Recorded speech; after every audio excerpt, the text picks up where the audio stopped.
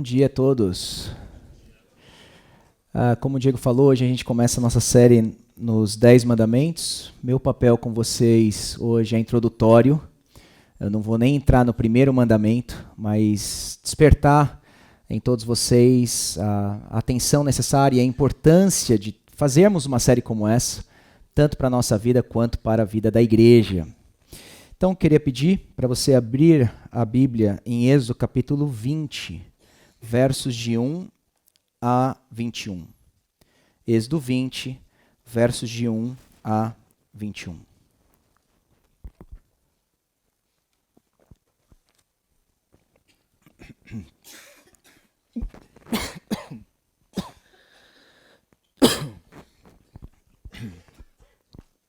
Êxodo 20, versos de 1 a 21. Então Deus falou todas essas palavras. Eu sou o Senhor, seu Deus, que o tirei da terra do Egito, da casa da servidão. Não tenha outros deuses diante de mim. Não faça para você imagem de escultura, nem semelhança alguma do que há em cima no céu, nem embaixo na terra, nem nas águas debaixo da terra. Não adore essas coisas, nem preste culto a elas, porque eu, o Senhor, seu Deus, sou Deus zeloso, que visito a iniquidade dos pais nos filhos até a terceira e quarta geração daqueles que me odeiam, mas faço misericórdia até 1000 gerações daqueles que me amam e guardam os meus mandamentos. Não tome o nome do Senhor, seu Deus, em vão, porque o Senhor não terá por inocente o que tomar o seu nome em vão. Lembre-se do dia de sábado para o santificar. 6 dias você trabalhará e fará toda a sua obra, mas o 7º dia é o sábado dedicado ao Senhor, seu Deus. Não faça nenhum trabalho nesse dia, nem você, nem o seu filho, nem a sua filha, nem o seu servo, nem a sua serva, nem o seu animal, nem o estrangeiro das suas portas para dentro. Porque em 6 dias o Senhor fez os céus e a terra, o mar e tudo que neles há. Ao 7º dia descansou. Por isso o Senhor abençoou o dia de sábado e o santificou. Honre o seu pai e a sua mãe, para que você tenha uma longa vida na terra que o Senhor, seu Deus, lhe dá. Não mate, não cometa adultério, não furte, não dê falso testemunho contra o seu próximo. Não cobice a casa do seu próximo, não cobice a mulher do seu próximo, nem o seu servo, nem a sua serva, nem o seu boi, nem o seu jumento, nem coisa alguma que pertença ao seu próximo. Todo o povo presenciou os trovões, os relâmpagos, o som da trombeta e o monte fumegante. E o povo, observando, tremeu de medo e ficou de longe. Disseram a Moisés: fale-nos você e ouviremos. Porém, não fale Deus conosco, para que não morramos. Moisés respondeu ao povo: não tenham medo. Deus veio para provar vocês, e para que o seu temor esteja diante de vocês, a fim de que não pequem. O povo estava de longe, em pé. Moisés, porém, se aproximou da nuvem escura, onde Deus falava. Em 1980, a Suprema Corte americana decidiu proibir uma prática do estado de Kentucky. Desde 78, o estado de Kentucky tinha aprovado uma lei permitindo que os 10 mandamentos fossem impressos e colocados dentro da sala de aula nos ensinos fundamentais e médio. Por causa das decisões anteriores que a Suprema Corte americana já tinha tomado acerca da Bíblia na escola pública e das orações públicas, claro que essa decisão do estado de Kentucky não traria ou não seria visto com bons olhos pela Suprema Corte. Então, os legisladores ali do estado de Kentucky decidiram ou agiram com uma certa esperteza para não causar tanto desconforto com a Suprema Corte. Dentre essas ações, eles, ao invés de usarem dinheiro público para pagar a impressão desses 10 mandamentos, eles começaram a usar contribuições voluntárias, imprimiram centenas de pequenos 10 mandamentos, e vinha uma nota atrás desses 10 mandamentos, conforme eles iam para as escolas. E a nota dizia que é um uso secular dos 10 mandamentos, que na verdade os 10 mandamentos são a base para a ética, para as leis americanas e que não deveria estranhar os adolescentes e as crianças terem contato, então, com os 10 mandamentos. A resposta da Suprema Corte americana foi que os 10 mandamentos não eram tão secular assim como o estado de Kentucky estava afirmando. Claro que nós temos ali relações com o próximo, de honrar o próximo, de honrar pai e mãe, de não matar, mas também a Suprema Corte disse que era uma questão de fé. Porque o primeiro mandamento vai dizer que você não pode ter outro Deus, o segundo vai dizer como você tem que adorar esse Deus, o terceiro de como você tem que honrar o nome desse Deus, e o quarto que você tem que ter um dia para adorar esse Deus. Então, a Suprema Corte venceu por 5-4 o estado de Kentucky. Desde então, os 10 mandamentos foram tirados da educação pública americana. A pergunta que fica para a gente é que se os 10 mandamentos não são a base moral e ética de uma nação, qual será a nossa base? Qual será a nossa base? O pós-modernismo vai dizer para a gente que, na verdade, a base é o que você pensa. É relativa, a verdade é essa construção social. Cada um tem a sua verdade e cada um fica tranquilo com a sua verdade. Nós já sabemos pela história e pela Bíblia que isso está fadado ao fracasso. Você lembra do livro de Juízes? O moto no livro de Juízes é que cada um fazia o que achava mais certo. A verdade está relativa ali naquela nação. E qual é o resultado de uma nação que vive cada um fazendo o que está certo? Cada um ditando a sua própria verdade. O resultado que nós temos no livro de Juízes é que nós temos inadimplência vocacional dos homens, mulheres têm que assumir o comando, às vezes, do povo de Israel, paganismo naquele povo da aliança, juízes cada vez mais depravados, cada vez piores, tendo Sansão como o último exemplo da depravação. Um homem de Efraim fazendo ídolos na sua casa, pagando um levita para uma adoração idólatra. E o final do livro de Juízes, que é surpreendente, você tem um levita com uma concubina lá na terra de Benjamim, da onde saiu o grande rei de Israel, Saul, primeiro. E aí, aqueles homens, da tribo irmã ali, desse levita, abusam dessa concubina, entregam ela morta na porta dele, ele esquarteja ela, lembra da história? Ele esquarteja ela em 12 pedaços, manda cada pedaço dela para as 12 tribos de Israel. E o último verso do livro de Juízes vai dizer: cada um fazia o que achava mais certo. Quando a verdade é subjetiva, quando há um relativismo moral na nação, ela se desentrega por inteiro. Um meio de pesquisa, um meio de notícia americano, conhecido como Reuters, eles divulgaram em 2007 uma matéria muito interessante de uma pesquisa que foi feita com os americanos também, se eles conheciam mais acerca do Big Mac ou dos 10 mandamentos. Qual que você acha que foi a resposta? 80% dos americanos diziam conhecer o primeiro ingrediente do Big Mac. Lembra da musiquinha? 2 hambúrgueres. Eles conheciam o primeiro ingrediente, hambúrgueres. Mas menos de 60% conheciam o mandamento não matarás. Menos de 45% não sabia dizer o mandamento honra teu pai e a tua mãe. Mas 62% deles tinha certeza que no Big Mac tem picles. O cenário atual da igreja brasileira não está também diferente. Quando foi a última vez que vocês ouviram pregações acerca dos 10 mandamentos? Será que os nossos pais nos educaram tendo como base os 10 mandamentos, como era a alfabetização americana até tempos atrás, usando os 10 mandamentos, inclusive, para isso? Será que os nossos professores de escola dominicais, eles também nos orientaram quanto aos 10 mandamentos? Será que é importante? Será que essa lei não caducou? Qual a importância da lei na vida do cristão? Um homem do século XVII chamado John Bunyan, ele escreveu um grande clássico, que é o Peregrino, o segundo livro mais lido depois da Bíblia. E ele vai contar da importância da lei na vida do cristão usando uma alegoria. O cristão agora chega na casa do intérprete, e quando ele está na casa do intérprete tem vários cômodos, ele está aprendendo um pouquinho sobre a vida cristã. E um dos cômodos que o intérprete leva agora o cristão, o peregrino, é essa casa que estava cheia de poeira, porque ela não era varrida. E aí o intérprete então pede para que um homem venha e comece a varrer o pó daquela sala. O pó levanta, quase sufoca o peregrino. Ele não está entendendo nada.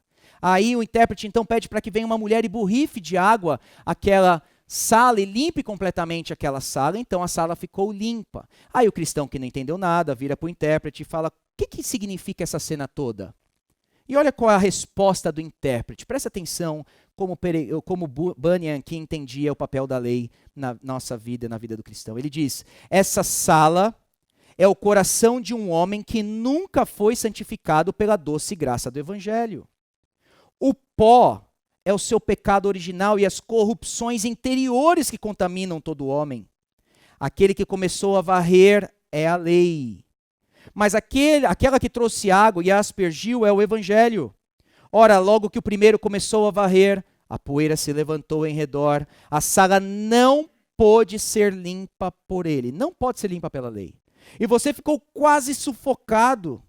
Isso lhe mostra que a lei, em vez de limpar o coração do pecado, revive-o, fortalece-o e o aumenta na alma, ao mesmo tempo que o revela e proíbe, porque não concede o poder de reprimi-lo. Por outro lado, assim como você viu a moça borrifar a sala com água, e deste modo a limpeza foi realizada com prazer, isso lhe mostra que o evangelho, ao entrar no coração, exerce suas doces e preciosas influências.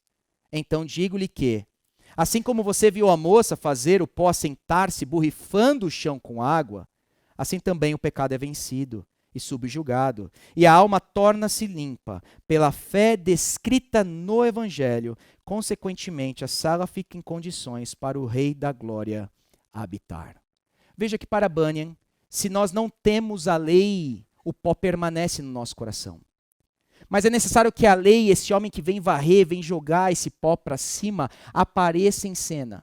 Quando a lei é exposta perante os nossos olhos, perante os nossos corações, o pó, a sujeira do nosso coração agora será visível, notável por nós.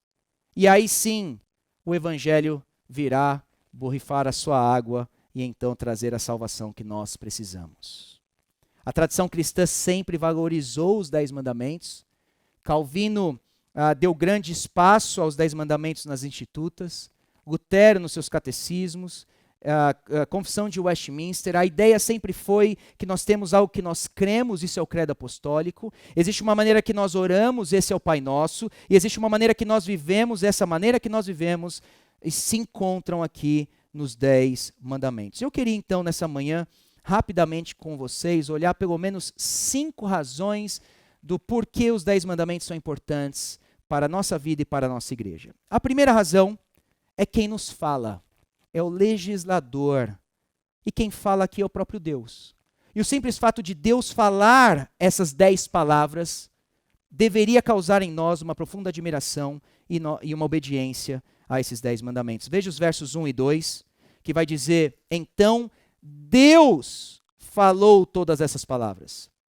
Eu sou o Senhor, seu Deus, que o tirei da terra do Egito, da casa da servidão.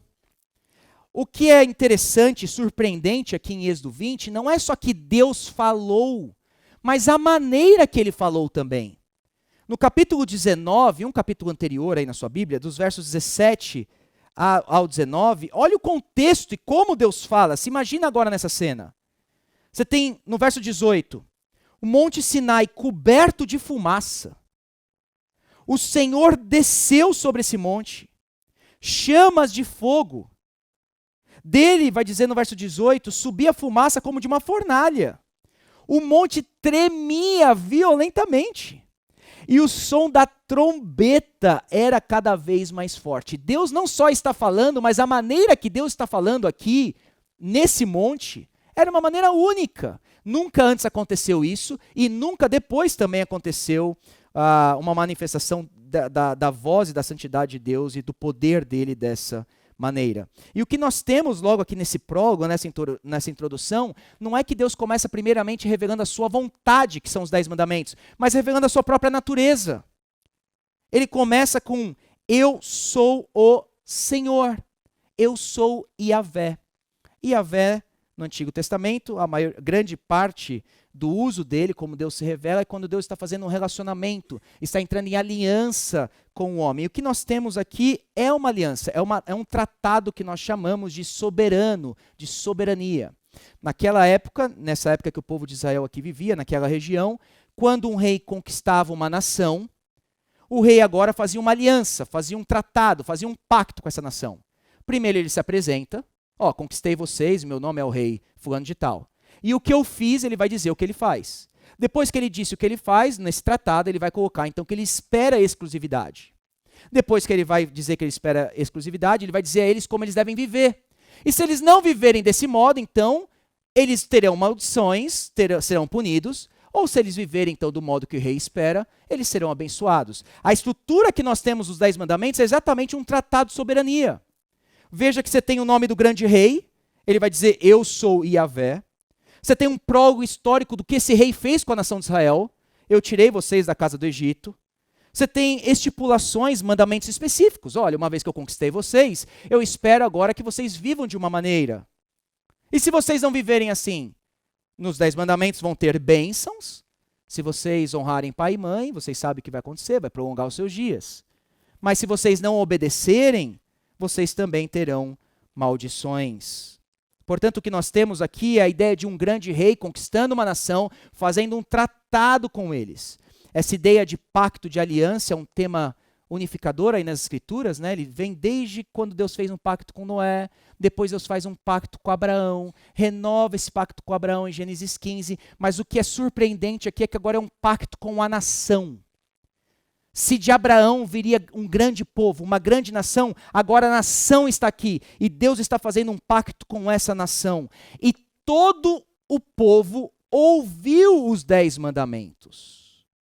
No verso 18 do capítulo 20 aí, se você olhar no verso 18 do capítulo 20 na sua Bíblia, vai dizer que o povo diz a Moisés, fale-nos você, e ouviremos, porém não fale Deus conosco, para que não morramos. Todo o povo ouve os 10 mandamentos, ficam cheios de temor perante Deus, e aí pede para que Moisés volte ao monte, para que Deus continue falando com ele. Então, em primeiro lugar, a importância que nós temos para os 10 mandamentos é que Deus está se apresentando aqui como grande rei, como aquele que legisla sobre o seu povo. Nós também vemos que esse Deus se revela como transcendente, porque ele vai dizer não só que ele é Yahvé, mas ele vai dizer eu sou. Lembra a primeira vez que Deus se revelou como eu sou? Se revelou lá a Moisés, em Êxodo capítulo 3, quando Moisés pergunta, quem que eu vou dizer, Deus, que está me mandando ao faraó? E Deus diz a ele, diz que eu sou, está enviando você. Esse Deus que sempre existiu, que sempre existirá, esse Deus que não pode ser confinado. Portanto, Deus está se apresentando quando ele vai trazer aqui os 10 mandamentos. Eu sou Yahvé. Mas veja que ele diz, seu Deus. Se de um lado ele é transcendente, se de um lado ele é todo poderoso, todo criador, ele é o grande rei, de outro lado ele é um Deus que se relaciona. Ele diz, olha, eu sou o Deus de vocês. E eu espero agora que vocês vivam a partir desse relacionamento que nós temos. Eu sou Yahvé, mas eu sou o teu Deus. E ele é o Redentor, porque vai dizer que eu sou o Senhor, o seu Deus, que o tirei da terra do Egito, da casa da servidão. Por que que nós devemos, então, em primeiro lugar, dar atenção aos 10 mandamentos? Porque Deus se revela dessa maneira nos versos 1 e 2. É esse Deus quem está falando essas 10 palavras. E nós faremos bem de atentar àquilo que ele diz. Em segundo lugar, por que que nós devemos dar valor a essas palavras? Porque a lei reflete o caráter divino. A lei expressa ou revela o Deus que nós temos e o Deus que nós acreditamos. E aqui, gente, sendo bem prático com vocês, toda lei, por exemplo, uma lei federal que é passada e aprovada, revela algo acerca dos nossos governantes. Quando você tem leis sobre aborto, leis sobre imigração, e isso é aprovado ou não no Senado, por exemplo, nós sabemos o que eles valorizam, o que eles pensam, quem eles são. Da mesma maneira, esses 10 mandamentos que nós temos revelam ou expressam o caráter do nosso Deus. Por exemplo, quando nós temos aí no primeiro mandamento, aí vai seguindo aí com o olho agora na sua Bíblia os mandamentos que eu vou passando aí. Quando você tem aí no primeiro mandamento, verso 3, não terás outros deuses diante de mim. O que isso revela de Deus? O que está revelando do seu caráter? Está revelando que ele é um Deus zeloso, que ele não compartilha a sua glória com ninguém. Mas veja que ele diz, não tem outros deuses diante de mim. Ou seja, ele é onipresente. Se você estiver no seu quarto ali com deuses perante você, ou ídolos no seu coração, ou numa praia, num local público, ainda assim é diante dele. Portanto, o primeiro mandamento também revela a sua onipresença. O segundo mandamento, está no verso 4. Não faça para você imagem de escultura. Por que a gente não pode fazer? O que isso revela de Deus para nós? Ele é espírito. Ele é criador, ele não pode ser misturado com a criatura. Vai dizer no verso 6 que ele faz misericórdia, age com misericórdia até 1000 gerações. Então ele é misericordioso. No terceiro mandamento, não tome o nome do Senhor, seu Deus, em vão. Por quê? O que isso revela de Deus? Ele é santo. Ele deve ser honrado. Quarto mandamento, lembrar do sábado. Você tem que trabalhar 6 dias e descansar e adorar o Senhor pelo menos um dia dentre 7. O que isso revela de Deus? Deus governa o tempo. Ele é soberano sobre o tempo. Ele pode escolher como eu e você temos que administrar o nosso tempo. Ele trabalha, porque vai dizer o texto que em 6 dias ele fez sua criação. O quinto mandamento, honra pai e mãe, no verso 12. Honra pai e mãe para que você tenha uma longa vida na terra. Ali é um mandamento que vai falar sobre nós respeitarmos a autoridade, e Deus é a autoridade maior que nós temos na terra. O sexto, não mate. Por que você não pode matar alguém? Porque é Deus quem tira e quem dá a vida. Toda vez que você mata alguém, você está usurpando o trono divino. O sétimo mandamento, não cometa adultério, porque Deus é Deus de fidelidade, Deus é Deus de aliança. O oitavo mandamento, não furte, porque Deus é provedor. Por que você vai roubar? Veja que a lei vai revelando o seu caráter. O nono mandamento, não dê falso testemunho contra o seu próximo, porque Deus é Deus de verdade. E o 10º mandamento, você não precisa cobiçar a casa do seu próximo, porque Deus é a fonte do seu contentamento. Deus é a fonte de alegria. Por que você vai cobiçar o que você não tem ainda? Então veja que quando nós quebramos um desses mandamentos, na verdade já é uma afronta direta a quem Deus é, ao seu caráter. Quando você adora um outro Deus, você nega a sua soberania. Quando você usa indevidamente o seu nome, nós vamos ver o que significa usar indevidamente o seu nome, você nega a honra dele. Quando você rouba de alguém, você está negando a sua providência, e quando você mente, você está negando a verdade divina. Então, a lei não é só Deus quem fala, mas a lei também revela o seu caráter, e é por isso que é importante nós atentarmos aos 10 mandamentos. Terceira razão, porque nós temos que atentar aos 10 mandamentos, porque essas leis são perpétuas. Essas leis sempre existiram, sempre foi a maneira pela qual Deus sempre governou a sua criação, e essa lei, enquanto durar este mundo, essas leis também durarão. A.W. Pink, ele diz que esses mandamentos foram escritos em pedra porque permaneceriam em vigor enquanto o tempo durasse. Essas leis durarão para todo sempre. Se você pensar no Gênesis, por exemplo, os 10 mandamentos já estavam lá. Lá você tem um local do culto, você tem o santuário. Adão e Eva deveriam guardar o sábado, não deveriam ter outro Deus no Éden, deveriam honrar o nome de Deus no Éden. Os 10 mandamentos estavam ali. Mas aí Adão e Eva também têm que trabalhar. Então a lei do trabalho também estava ali no Éden. Mas Adão e Eva também tinham que se relacionar um com o outro. Então as leis também, interpessoais, também estavam ali no Éden.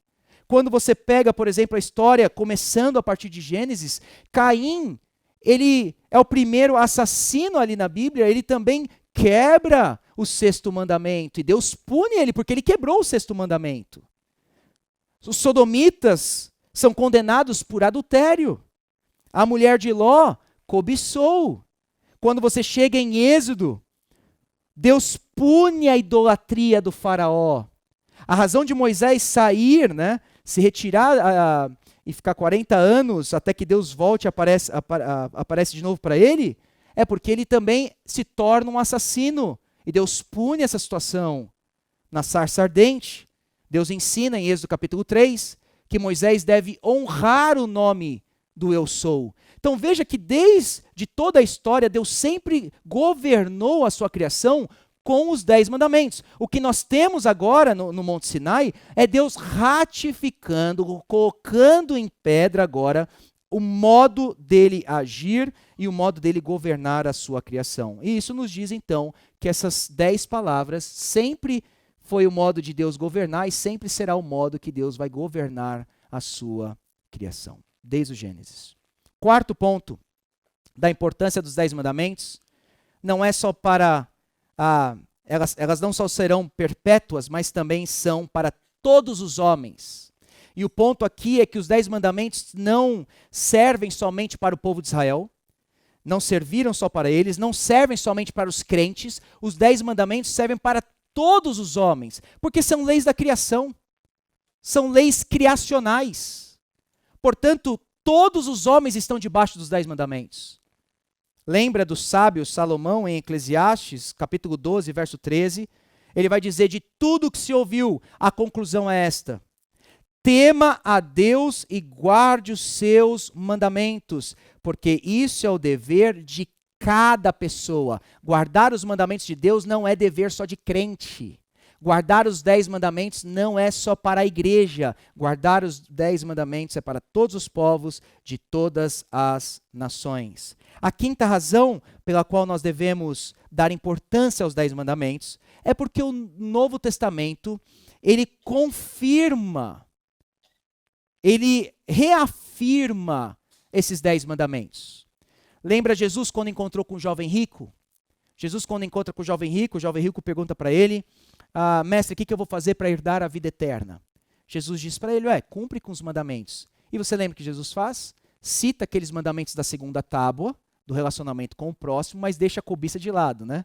Ele pega ali, ele faz um jeito de pegar aquele jovem rico. Mas Jesus cita para ele, você quer alcançar a vida eterna? Então viva de acordo com os 10 mandamentos. Você está cumprindo com eles? No Sermão do Monte, Jesus não nega os 10 mandamentos no Sermão do Monte. O que acontece no Sermão do Monte, Jesus interpreta corretamente os 10 mandamentos.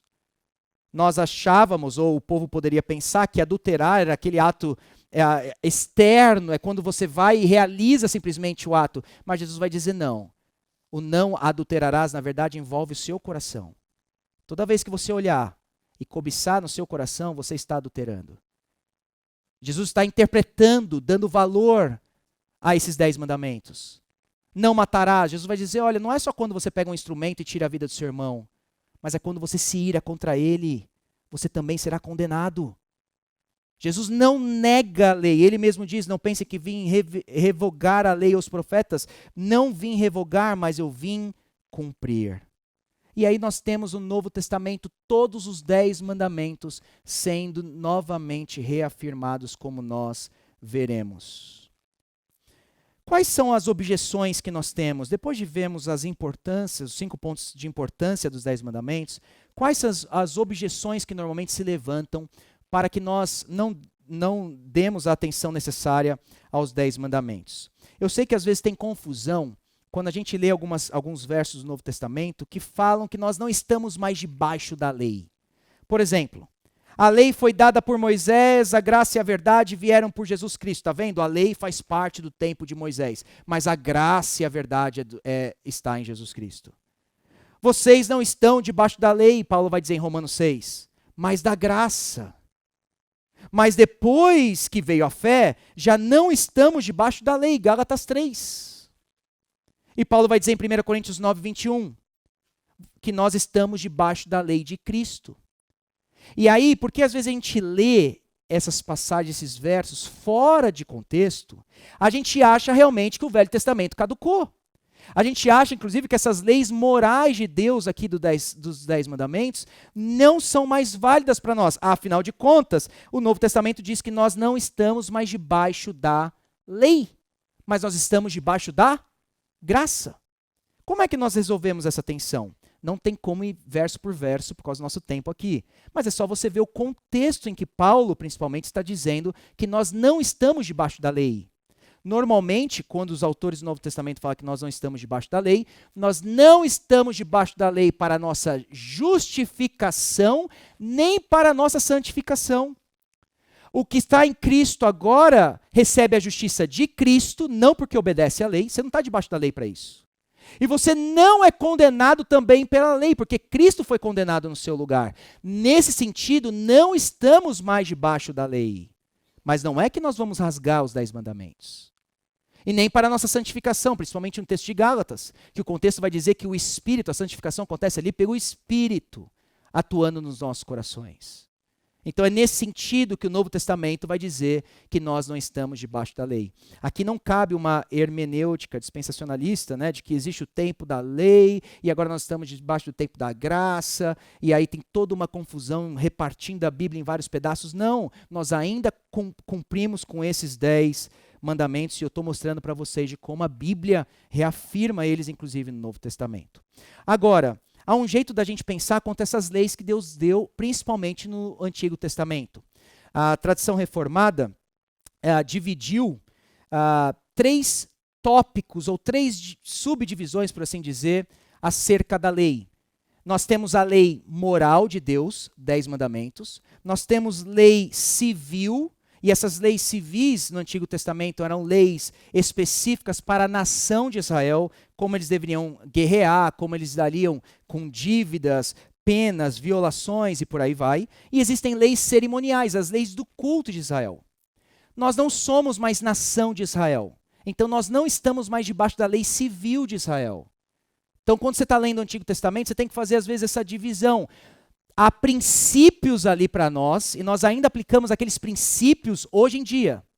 Devemos olhar para todos esses princípios da lei, mas não cumprimos mais fielmente lei civil e lei cerimonial, o culto de Israel. Cristo veio, aquilo que era sombra dessa lei cerimonial, Cristo veio e foi a realização, o cumprimento dessas leis. Portanto, nós não sacrificamos mais cordeiro, não existe mais o templo, a terra santa e por aí vai. Mas a lei moral de Deus permanece. Os 10 mandamentos, eles permanecem. Nós podemos também pensar na lei como um canivete. Eu coloco aí uma ilustração para só ajudar a gente a pensar da utilidade da lei. É como um item multiuso, por assim dizer. Você tem o canivete, né, com pinça, tesoura, chave de fenda. A lei também pode funcionar assim para a gente. Em primeiro lugar, a lei pode ser um mapa, porque a lei vai direcionar o povo de Deus como o povo deve viver. O que Deus espera de nós, qual é a sua vontade. Portanto, a lei pode ser um mapa. Ali em Êxodo lembra que a vontade de Deus em libertar o seu povo é para que o seu povo pudesse servi-lo. Como que nós vamos servir agora Yahvé que nos libertou? Aí Deus vai lá no Monte Sinai e mostra para eles, é assim que vocês vão me servir. Portanto, a lei serve como um mapa. A lei também serve como um freio, e isso aí nós temos no versículo 20, em Êxodo 20. Moisés vai dizer que Deus veio prová-los para que o temor de Deus esteja em vocês e os livre de pecar. Portanto, a lei de Deus para nós é esse freio nas nossas vidas, para que a gente não peque, para que a gente tema Ele. Um mapa, um freio, mas a lei também é um espelho. Nós, como diz Bunyan, quando vem a lei e varre a poeirinha do nosso coração, a gente vê quanto o nosso coração estava sujo. Nesse sentido, a lei funciona para nós também como um espelho. Meu penúltimo ponto com vocês, nessa introdução. Como que a gente deve interpretar, então, os 10 mandamentos? Como é que a gente vai interpretar a partir de hoje os 10 mandamentos? E aí existem algumas regrinhas. E vocês vão ver que nas nossas exposições dos 10 mandamentos, às vezes nós vamos voltar para algumas dessas regrinhas. A primeira existe aqui o que a gente chama de regra bíblica. Ou seja, o mandamento vai dizer para a gente não cobice, mas ele não explica o que é cobiça. Nós vamos ter que olhar outras passagens da Bíblia para entender, isso é cobiça. Então você vai ver que normalmente a Bíblia vai se interpretar conforme nós vamos caminhar pelos 10 mandamentos. Uma segunda regrinha é a regra do interior e do exterior. E aí nós aprendemos com Jesus que os 10 mandamentos não são só atos externos, mas os 10 mandamentos vão tratar diretamente com o nosso coração, com as motivações do nosso coração. O pó vai subir, vai se tornar exposto e visível. Existe a regra dos dois lados. Se o mandamento diz não matarás, o oposto também é verdadeiro. E o oposto deve ser cumprido. Você deve lutar para preservar a vida. Tudo aquilo que prejudica a vida, você deveria estar lutando contra essas coisas. E aí nós vamos caminhar nesse mandamento, falar muito sobre aborto e outras coisas. Não furtarás, por exemplo. Vai exigir de você generosidade. Não adulterarás. Não é só eu nunca adulterei minha esposa, mas como é que você trata ela? Quão companheiro você tem sido para ela? Quais são suas palavras de amor, de afeto a ela? O oposto também é verdadeiro. O oposto também deve ser cumprido. A regra das categorias.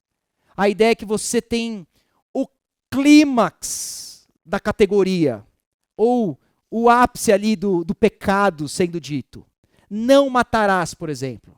Aí você tem raiva, ira, desejo de vingança, agressão, descuido com a saúde física, imprudência no trânsito, prazer em jogos violentos, por exemplo. Tudo isso está dentro desse representante da categoria. E nós vamos caminhar por todos esses pecados. A regra do guardador do irmão, que a ideia não é só, eu não deixo de cumprir, eu não sou desobediente com esses mandamentos, mas o que você faz para promover esses mandamentos, a obediência desses mandamentos na vida do seu irmão, principalmente o pai com os filhos, né? A lei das tábuas, a primeira tábua tem sempre precedência sobre a segunda, o amor ao próximo está sujeito ao amor a Deus, nós vamos falar desse amor, desses mandamentos, e a lei do amor, porque o cumprimento da lei é o amor. Quando nós vemos essas regras de interpretação dos 10 mandamentos, nós começamos a perceber, gente, sendo bem sincero, que nós quebramos com esses 10 mandamentos. Quando você vê a profundidade dessas 10 palavras, o que elas significam, como nós deveríamos viver, o que nós percebemos no final do dia é que nós temos quebrado com esses 10 mandamentos. Nós temos afrontado a Deus diretamente, com os nossos pensamentos, com as nossas motivações e com as nossas ações. E é aí que nós precisamos estudar os 10 mandamentos por causa do último ponto. Os 10 mandamentos existem para que a gente se maravilhe com Cristo. Porque se é verdade, se de um lado os 10 mandamentos vão expor a poeira do meu coração, do outro lado, se é verdade o que o autor de Hebreus disse acerca de Jesus, que ele foi tentado em todas as coisas, mas sem pecado. Ele foi tentado em todos os 10 mandamentos. Não só atos exteriores, pensamentos, motivações. Ele foi tentado por Satanás a quebrar o primeiro e segundo mandamento em Mateus 4. Quando Satanás chegou para ele e falou, adore outro Deus, eu vou te dar tudo, se prostre perante mim. Mas ele passou por aquela tentação sem pecado. Ele foi tentado como Jó a blasfemar o nome de Deus inúmeras vezes enquanto ele sofria. Mas ele foi como uma ovelha muda ao matadouro. Ele foi tentado diversas vezes pelos religiosos de sua época a interpretar o 4º mandamento, de guardar o sábado de um modo legalista. Mas ele disse que ele era o Senhor sobre o sábado e nunca quebrou o sábado. Ele foi tentado por Maria e os seus familiares, que eram incrédulos algumas vezes, a desonrar pai e mãe. Mas ele nunca desonrou seus pais. Ele esteve no meio de prostitutas, mas nunca adulterou. Nunca olhou para elas com lascívia, com perversão. Ele foi tentado pelos seus discípulos a fazer cair fogo do céu e acabar com aqueles que não faziam parte do seu grupinho. Mas ele nunca matou. Ele não tinha onde repousar a sua cabeça. foi sustentado financeiramente por mulheres, tinha um tesoureiro ladrão no seu grupo, mas nunca roubou. Ele nunca deu um falso testemunho. Pelo contrário, sofreu as maiores injúrias de bocas mentirosas. Esteve entre os ricos e poderosos de sua época, mas nunca cobiçou. O nosso Salvador é um Salvador perfeito. Ele cumpriu plenamente os 10 mandamentos. Enquanto eu e você quebramos constantemente os 10 mandamentos, o nosso Salvador perfeito cumpriu tudo o que os 10 mandamentos exigem de nós. Sabe por que os 10 mandamentos exigem no final do dia, gente? Para que a gente se maravilhe com Jesus. Para que a gente olhe para Jesus e fale, o Senhor é um Salvador perfeito. É tudo o que eu precisava. Então não pense que nós vamos ter uma abordagem nessas exposições legalistas com esses 10 mandamentos. Nós vamos ter uma abordagem a partir do Evangelho. Vocês vão ver Jesus em cada um desses mandamentos. E se você entrou aqui nessa manhã achando que você, pela sua ação, pelo seu jeito de viver, pelas suas boas obras, pode se relacionar com Deus, Deus deixou claro para nós essa manhã, vocês não conseguem. A poeira do coração de vocês está exposta, a casa está sendo varrida, vocês não vão conseguir. E o meu apelo a todos nessa manhã é: olhem para Jesus, o nosso Salvador perfeito, que cumpriu com toda a justiça, para que todo aquele agora que coloque a fé em Jesus Cristo, a justiça de Cristo possa estar sobre a sua vida e nós então alcancemos salvação e seremos plenamente satisfeitos, aceitos da parte de Deus. Só há salvação em Jesus Cristo. Nós precisamos crer nele nessa manhã. Os 10 mandamentos existem para que a gente se maravilhe com o nosso Salvador perfeito. Vamos orar?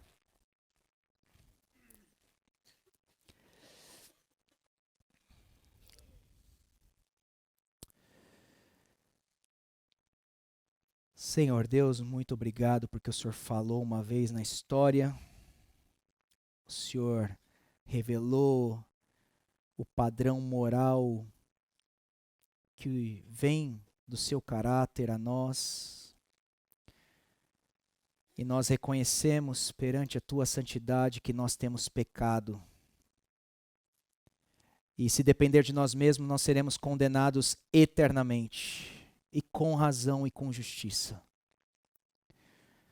Mas obrigado porque a história não terminou aí, porque o Senhor enviou o seu Filho perfeito, nascido sob a lei, cumprindo toda a justiça, não só morrendo por nós, mas vivendo por nós. 33 anos de história, vencendo a tentação por mim, pecador.